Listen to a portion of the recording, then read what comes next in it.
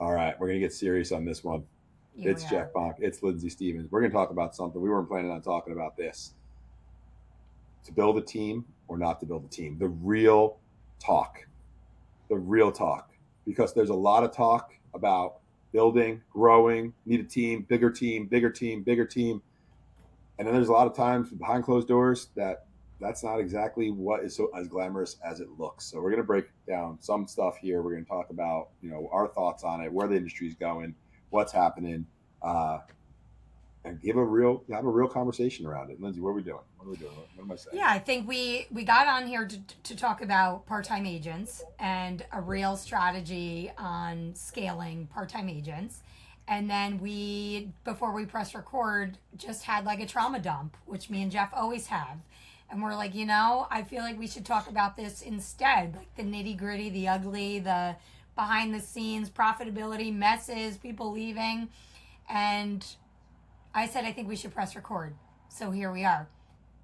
So we pressed record. Well, first of all, we're talking about this because Lindsay Stevens, number 9, mega team in the entire EXP companies. And mega team, is that the one, the Large, they category? Yeah. call it large team. Large team, number 9, large team. So congratulations, first of all, on that. That is awesome. Is that the And first time you guys? congratulations to you, number one. Thank you, thank you. It's a fun game. It's a fun game to play. And leaderboards are always fun. Is this the first time you guys are on that top 10 leaderboard? Yeah, and it's Oh, funny because like congrats. last month I was like, I just want to be top 10. At one point, top 10. Because it's not easy for us to be top 10 like where we are. Those are We big just, team. Yeah, big groups that you're competing against. yeah, and we're just in a really small market with a pretty crappy price point. So it's like, And you guys were stalling out too, right? Where your listings sitting a little bit and yeah, inventory stacking up on you guys, yeah. which we're starting to see a little bit of here, but not really much to that degree. Only certain pockets. So it's a big accomplishment during that time. That's awesome. Appreciate I'm really that. happy for you guys. Really pumped Appreciate for you that. guys. And maybe we'll go to Costa Rica together and celebrate in a few months because I got to talk to I you about am, that. say the word. But I so only travel with the bonks. before we get into this team conversation, Bradley turns 10 in December, and instead of a big gift, he has agreed that a big trip would be way more fun and better experience. So Smart we were kid. talking about like Caribbean and stuff. Then I said, you know what? What about Costa Rica, dude? Like he's become a big surfer this summer, and he like to drive an ATV or a UTV through the I have woods an or the jungle. itinerary that will change your life. So I said I could know exactly who to talk to. So maybe come with us or share your itinerary. Preferably Heck come with us. yes. Yes. I love that. So we'll get back to that. So all right, there's like a big conversation that's been having happening in real estate forever, which has been like team size, team growth, like standing on stage, getting awards, and the truth beneath that of like profitability, Yep. right? And it's been talked about. It's always like kind of a critique of some ways people build their teams. I think you know the one elephant in the room is like even if you're profitable as a team, margins are small. Margins have become smaller over time. We're fight like you were just talking about someone who blew up a team because they didn't love it. But then the question is like, do a lot of people who do build teams big build them because they love it and like because that's like a passion? And would you tell someone today to build a team if they're thinking about building? We have someone in our world that's like asking a lot of questions and picking people's brains, and we're like, I don't know, man. Like the way the world is, and the way profitability is, and the way like the industry's moving, like we love it. We love building teams that are profitable. We make money, but like, do we make the money that everyone thinks we make on them, or is there other income? Like, so there's just like so many different pieces of this equation to explore and dig through. And some of it's getting real vulnerable and pulling back the curtains, which we don't want to do because we have other people involved in these conversations and things like that. Um, I don't know. I don't even know where to I go think next. here's the deal with building teams. I think that what happens in our industry is really good sales agents are duped into believing that it is the next step in their career is to build a team. Like that is like a requirement of a successful agent is to then start taking on other agents. I think in most instances we do it. I speak to myself because I've made so many mistakes building a team. We do it out of sheer desperation. Like we just need to find a solution to help ourselves get out from underneath like the day-to-day insanity of like selling at scale. And so you're desperate to just bring on a body to potentially like give opportunities to. Mm-hmm. And then all of a sudden you're like building a team, and you were never put on this earth to lead people. And I think most good agents are not good leaders, and they just get like stuck in this idea of like building teams, leading people. And then what you actually love to do is like being face to face with clients and transactions. You can't do well anymore, because now you got Gotta Minutes, and you got agents that need you, and you got tech you're trying to figure out, and automations, and now enter the chat with Claude and building things, and now we're all tech companies. And I think like the agent we were talking about with Lauren McLean, who gave such a badass speech in San Diego about how she built a 22-person team and was never less profitable, never more unhappy, miserable in her day-to-day, avoided her office, avoided her team, making no money. Everything she was bringing in, she was sending out. And she said, if you had to put your life in a pile, would you pick it back up again? And she said, and for me, the answer was no. Like, I didn't want that life at all. So she said, like, overnight, she burnt her whole team down and went back to just doing what she loved to do, which was selling real estate and, you know, like making money, which you don't do sometimes when you're building teams. I wish teams would talk more about it. I wish we would talk more about how, and you know, because Red was your rainmaker and I was the rainmaker. So all the money that you're used to making, you're spending. Like you're reinvesting. So you're not making money until like, you know, the tables turn, but it's not what it looks like. Yeah, it's so I think the journey and the path is not as clean as it seems, maybe, right? Because to your point, the next logical step for a high producer is to start a team, which is, in my opinion, incorrect. Because, like you said, most people are never meant to be team builders or leading people. Lauren, just like Lauren demonstrated, right? But some are. Some like really have a passion for it, really love it. But there's massive headwinds. So like I would pick my life back up out of a pile right now, right? Like, and there's a million amazing things within the team and within our business, within everything, and there's a million frustrating things, right? So it's not like a clean straight line. And like, could I be more profitable? So luckily enough, like Red and I both were selling like $20 million a year. Now she sells like a combined 30, taking half of my old book, and like with tons of leverage, right? So like our lifestyle is awesome, and we're profitable with the team still. Not the profitability everyone probably thinks, but like it's profitable. There's money, like it's good, but it's also like incredibly frustrating, and like a lot of like hair pulling moments, and trying to figure out the next direction, and trying to figure out, and like if I didn't love it, I could have went back.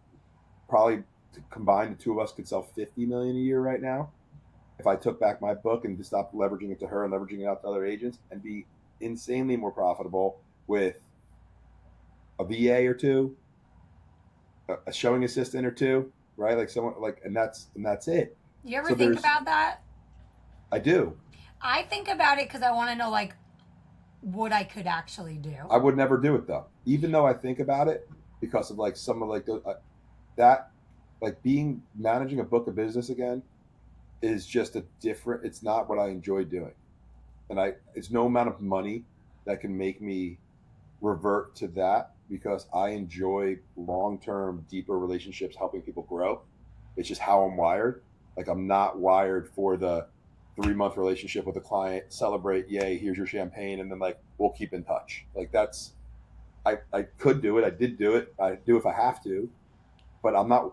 That is not how I'm wired for like what lights me up. What lights me up is like, I met you 10 years ago. You were struggling in an industry. You now are making, $200,000 a year and traveling with your family. Like that's what excites me.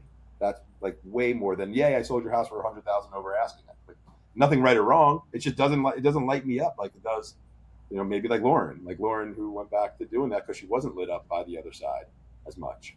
What do you think are some questions people could ask themselves? Because I think that's exactly what happens. I think that teams are built out of desperation and need of leverage. Yep. So what are some questions agents could ask themselves with like better articulating to themselves like what path they should go.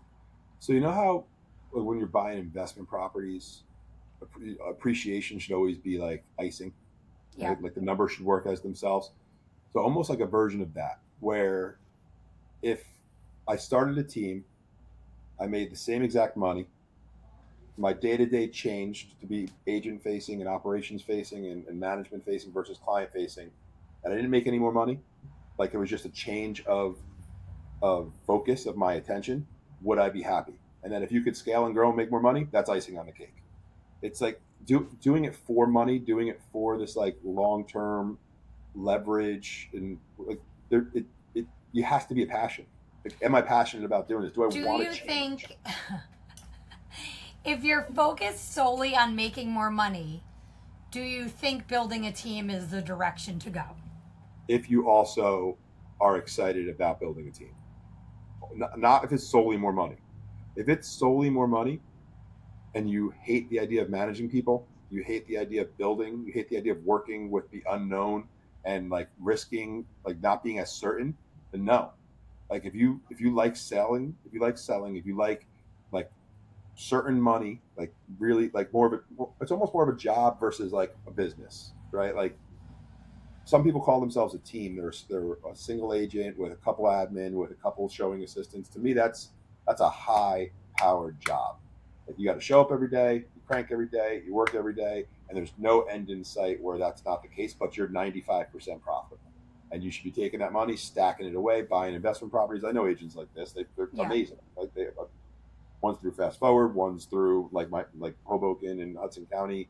Like that's great business, but if you're building the team only for a payday at the end, I think you're going to be sadly mistaken. Like paydays are there, profit is there. I'm not. This is not like a doom and gloom. Like no one's making any money running teams conversation.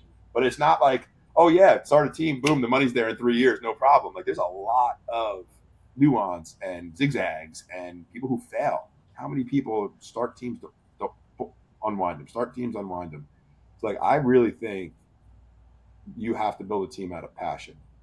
You have to, because it's uncertain, it's unknown. There's zigs and zags, and look at the industry change in the last couple of years. Buyers agency agreements to AI, everything in between. Right? Like there's been a lot of things that we've as organizations had to adjust for and adapt for. But personally, and that's why I know I'm crazy and why I should be building a team is because I can't imagine not building a team and like not being in this kind of business. That's what I always ask people. Like, do you want to show up? Do you want to be, I always call it servant leadership. Like, do you want to serve from like your heart and lead people like just because you want to? Yeah. And most people are like, no, I don't like people. I don't want to lead people. It's like, well, then don't build a team. Just stay where you're at. And then I think about, and I would appreciate your insight on this because you always have like such logical thought. If you were, so I think leverage is the real problem.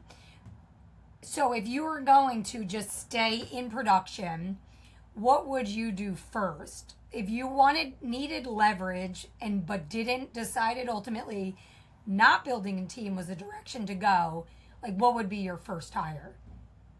Yeah, that's a good question. I think our first hire, we almost simultaneously hired a virtual assistant to do mostly transaction coordination. She's still Mm-hmm. with us today, like 8 years, 9 years later. She's awesome. And we hired a part-time rental agent who's also still with us today. As my right hand takes on my like personal book of business that is overflow from Red's capacity. And I don't know if I could separate which one I would do first. Mm-hmm. They are both easy hires, right? Like, a VA is a short term contract at a lower price per hour, especially 8, 9 years ago, 10 years ago, probably now at this point. And Megan was free, but she's an agent, right? So like I got her a seat in our CRM. I think probably all we had at the time. So it was pretty low risk. But I think it depends on your business model too. So I'm thinking back now too, like we had a lot of rental listings and we took rental leads very seriously and we still do. And like, because they're loss leaders. You don't make a ton of money on the rental deal, but they become buyers and sellers in the Yeah. future. So we had a very big overflow there. And like, I'm not okay letting these die. So like, what's your business like, I guess? So if my business was listing heavy, if I was a cold caller, it'd probably be like an ISA. I'd probably want to leverage that out. Like it'd probably be like a marketing person or a transaction coordinator and an ISA. If I was buyer side heavy, it'd probably be like a transaction coordinator and a showing assistant. Right. Those Yeah. those those are the most logical answers that I can come up with right now. What do Yeah. you think? I agree. I think that's exactly right. I actually wouldn't have thought of ISA, but Kyle Whistle presented his he mapped it out. If he tore it all down, what he would do first. And he had ISA on there, which I thought was genius because the ISA's job is just basically to tee off business, So at Yeah. that point, they're just feeding you new business and then getting a production partner on secondary. But I also agree because transaction coordination is one thing I would never touch ever again in my entire life. There was a time when I was doing a lot of real estate where I thought nobody could write my offers, do my paperwork, or manage my book of business the way I did. And I was stuck at 62 houses a year, every year, 64, 65, 61, 62. And as soon as I got that piece off my plate, the lid blew off my business, just in terms of my Yeah. ability to actually really suck at paperwork and be out in the field doing what I actually was good at. Because now like, I had to help somebody write an offer last night, and I was like, I don't even No, remember it's a how to write. problem. I know. I'm like, I can't help you. I Like, had what to do you mean call you can't Max help me? I'm on like, FaceTime, and I was like, so yeah. here's the crazy thing. So you've had a transaction coordinator now for what, 10 years, 5 years, Yeah. 7 years, somewhere in that 10 bucket. years, Me too. probably.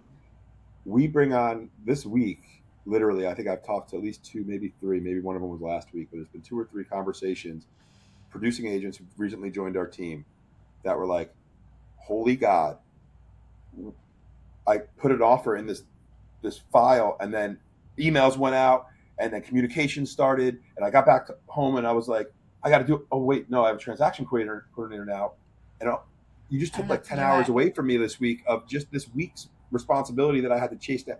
So a lot of agents, and these are top good producing agents, we take it Never. for Oh, granted. I no. think. They don't. They don't even Yeah, think about it. You know why? Because nobody teaches you how to build an actual business. yeah. They just teach you how to stay on this wheel of death in production. And the ones that are lucky enough to truly build big businesses, there's just not enough education around how to leverage yourself. Here's a good test to your question. Should I build a team or should I not build a team? And you're a solo agent, and you're producing 10, 15 million a year, right? Like you're starting to move. Are you excited to hire and teach someone how to manage your transactions for 3 to 4 months before you can hand that off to them? And if that's like an exciting thing for you to do, like that actually gets me excited. I'm like, I'd love to teach someone to get into the weeds, figure out when this happens and this triggers here and this triggers there, and then all that. Like if you're willing to do that, if we're talking about a new person starting a team without leverage, without being able to hire a COO or some type of president of their company, right? Because we're talking about starting a team. Are you excited to get into the weeds on that crazy little shit? Because you're going to be a million little crazy little moments where you're going to have to build something, tweak something, map something out, implement it into your business. Like if that's also not a piece that you're willing to do, like not the big glamorous leading people side of it, right? Like the nitty gritty back room, like pulling my hair out because I thought I had this thing figured out, and then all of a sudden this tech piece can't do what I needed to do at this spot, so I got to rebuild and start a new thing. But you see me actually getting excited about that. Like that's why I think I business building, team building is something that excites me. We And I'm forget just, we have to train people, right? you know, And I really resonated when you and I were in Charleston when Tina Call was talking about how she would hire people and just expect them to know, figure it yeah, out. And yeah, how she left people in the pit, she called it, right? And we just overlook how important it is to properly train. And we've churned and burned a lot of people that we just didn't have the capacity, figure it out. We still are Well, guilty of that. to be fair, I think that was celebrated too much by certain voices in the industry. To I'm figure it not gonna, out. I'm not going to name names, but I think you probably know who and what kind of pockets I'm talking about. Is like hire the person, and then say your job is to figure it out. Like that mentality was talked about a lot, like ultimate leverage, ultimate CEO type of like kind of energy, where I think we over like that idea went too far. Where yes, you should hire talent, you should hire people and give them autonomy, you should let people go solve problems, but also they need some direction. They need And a some system. context. They need a system. They need to be clear on what the deliverables are. They need to understand like the nuances of the business. Um, and I think I'm seeing that get overcorrected back the other way now, where now there's more operators coming back into the day to day to build things and execute things because they might have gotten too little too, cavalier. But I'm just going to have someone figure that out for me and hire someone, make them make it their role to figure out this ambiguous thing. Um, yeah, I definitely feel that and see that too. What's But the I biggest also challenge you guys are facing right now, biggest like challenge team right wise? now. We're honestly, and this is like sounds like a braggadocious type of response. Is like it's just like keeping up with the growth. Yeah. Like we're our momentum in the marketplace right now, and just like agent to agent, like you got to see what I'm. Just like the three people who just came here, experience transaction coordination. I'm sure 1 to 3 referrals come in the next 30 days from other agents from that. Right, we're really growing by like word of mouth and just a lot of organic excitement. So keeping up with onboarding and keeping up with the leadership staff that can really continue to meet those people where they're at, service them, not let them get lost, make sure their experience of onboarding stays as high and as like exciting as it is, has been a little bit of a juggle because those same people who are meeting those people are also trying to build strategy, and we're also trying to like lead the company and trying to figure out the next iterations of the big things and big projects need to be worked on. But then we're like, I'm in meetings where we're talking about strategy long term, 3 to 5 years out, and then the next meeting is a brand new agent who needs help getting into a system because I'm still doing that too, right? Like, and Omar's Like we're doing going to be that. visible in every state in the entire country, and we're going to be global, but held up. How do we submit a sky slope file? But like, so no, I won't do the sky scope stuff because I'm not helpful. Good. I can't help you there. I That's TC. literally, That's TC. yeah, but like follow up boss, sales problem, like that's I got you there. No matter how granular or the beginner problem that is. But yeah, that's we zoom. All of us, a lot of us are zooming back and forth between those two seats, like literally having to clear my brain after like a deep conversation to be able to talk about like a transaction problem that someone's Can I having. though? I want to say something about that because we, had somebody internally that felt like everybody's roles should be very clearly defined, which I don't disagree with. But I think no matter what your organization looks like, and as big as you are, a line, whistle, beer, like everybody I've talked to, JD Alessandro's team, who I just talked to, like everybody zigs and zags to just like get things done. Mm-hmm. And so I think that's what makes all of us like operators because we love it, but we also just like, so there's like that balance between like figure it out and like having a process, but we also have to just adapt between roles too. Yeah. No matter how big we get. And so this particular person wanted like every person to have like this is what they do and they don't do anything else and this is just the way it is. I'm like, but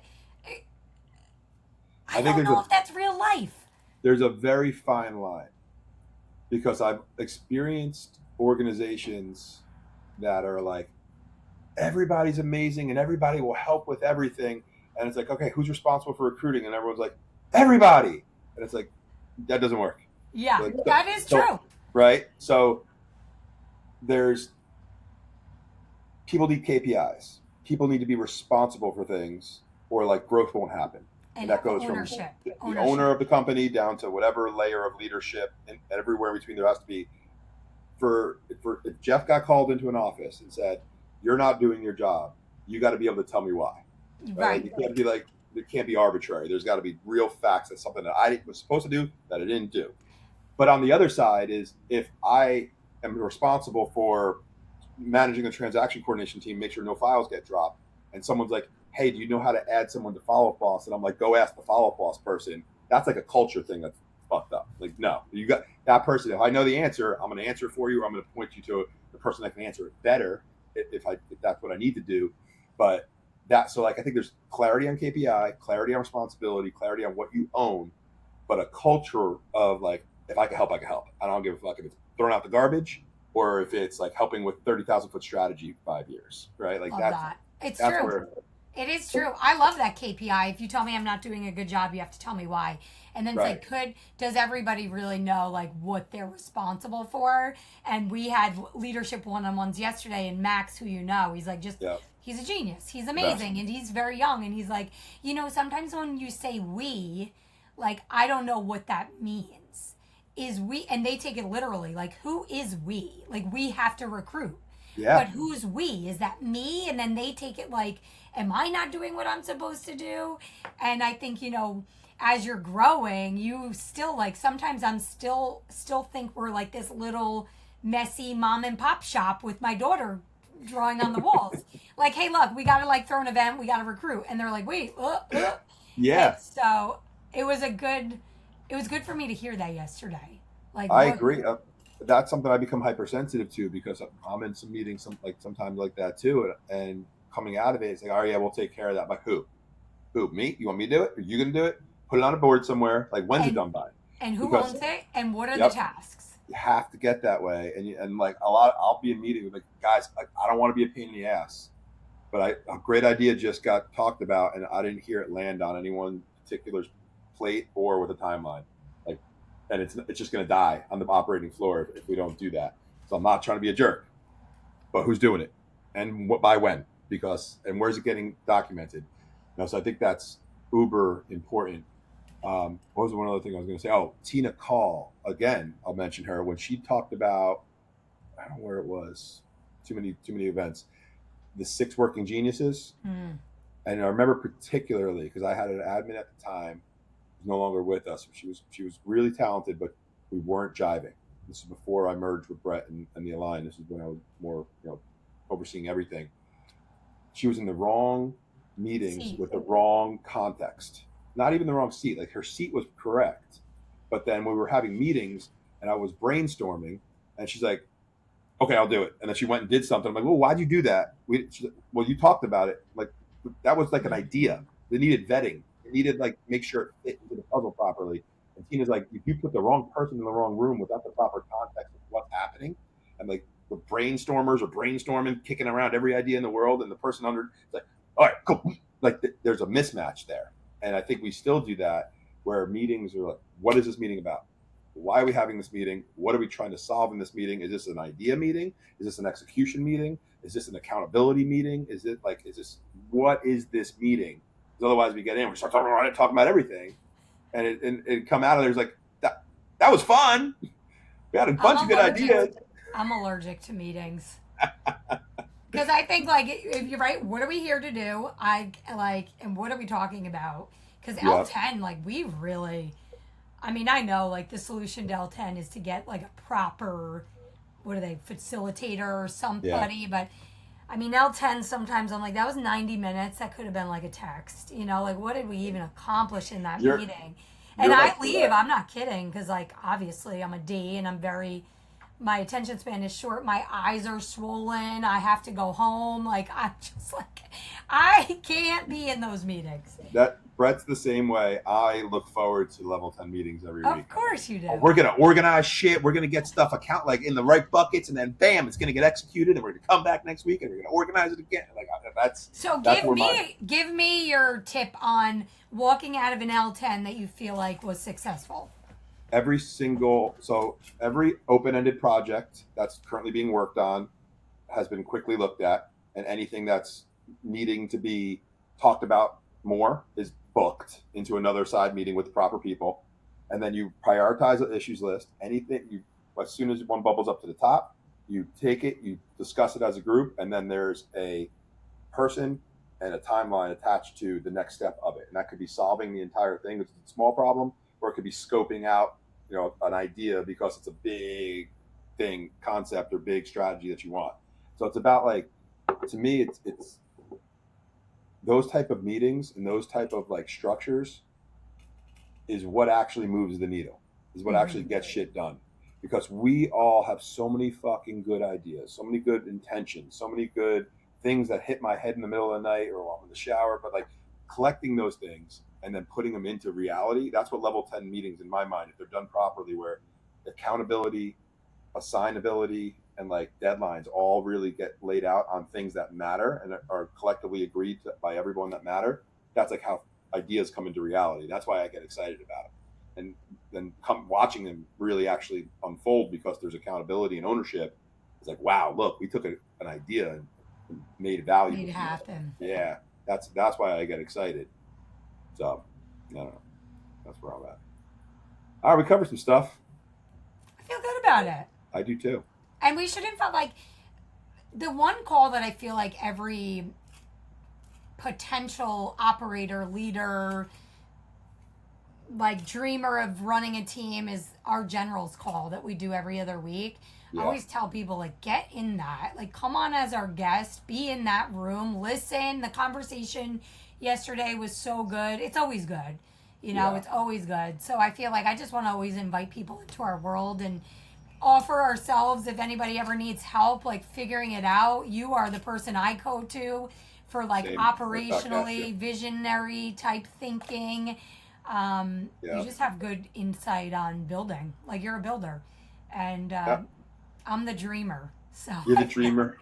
I'm the builder. I mean, that is kind of saying that you're like Brett in those meetings is similar because that's kind of how him and I. He's like, "These all these good ideas." I'm like, "We gotta let's put it into like an actual plan," and we got this. And then like it's a yin and yang there for sure. But it's just good to be around good people. And I think like kind of summing this up, if we're talking about build a team or not build a team, do what our buddy's doing and ask everybody. The one that we were talking about before, who's like picking everyone's brain. Should I do this? Don't just do it because on a whim or you think you're supposed to or you think it's the next logical step. Vet it out because it's a commitment. You're pivoting your whole business, right? So talk to people, talk to us, call, DM us, shoot us a message. Lindsay and I are always happy to talk to anybody and bounce ideas and have an open conversation. Talk to people that are in your life about it. Talk to your family, your friends, other people that built businesses, because it's a real thing. It's not just a little kind of pivot. It's a real pivot. So yeah. All right, man. Update on the running to finish off. I went to PT. I think my left leg was breaking off, but now I think I might be on the right path. I ran again for 2 days in a row, so I'll see you on the track in Salt Lake City. I think I identified the problem, and the PT has helped me solve it while being able to continue to train. So and you need to stretch, and you need to do your mobility exercises that I sent you that you're not doing. I am. Yep, I've done. I pulled some off of that sheet and some off of another sheet that I had from PT, and I've made like a master list every day. But I think I actually did too many 90-90s and tweaked my knee by doing that, like because it's really good for my hips. But anyway, I wanted to give you an update on that because I'm excited to keep charging towards a running goal. Yay! I'm so happy to hear that. Track. All right, dude. I'll talk to you soon. Great call, great pod today. Keep showing up, y'all. Keep showing up. Keep showing up. Keep showing up. Just show up, baby. All right, bye, guys. See ya.